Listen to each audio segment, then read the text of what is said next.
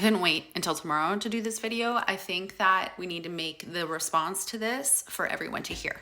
So in an attempt to prove that withholding is abusive, just some guy tried to use the analogy of withholding dessert from a child for not eating their dinner, right? That's withholding as punishment. Except in my house, if you don't eat your dinner, you don't get to have dessert. Like, that's a natural consequence, right? We got to take care of our bodies and we got to eat healthy food before we get to enjoy the decadent dessert. So I most definitely do not call that abusive. I call that responsible parenting. You're teaching accountability, you're fostering discipline, and you're also providing an opportunity for personal agency, right? You absolutely don't have to eat your dinner. That is your personal choice, but it comes with a natural consequence. You remember the difference between consequence and punishment, right? A punishment is completely unrelated. It's disproportionate to the offense. It's used to instill fear, and it correlates to a threat.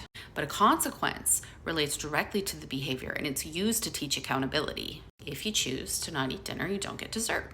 It's a natural consequence. So I would hardly call that abusive, just like when you choose to not have sex with someone. To answer the second part of the question, if you choose to not have sex with your partner, do they get to go out and do that with somebody else? They can choose to do that. And by choosing that behavior, they get to experience the natural consequences of those actions. So since everybody has freedom of choice, withholding can't be abusive, right? You left another comment that said if you're choosing to stay in a bad relationship just to withhold sex rather than leave that bad relationship, you're being just as toxic because you're choosing to sacrifice your own happiness just to not have sex with someone.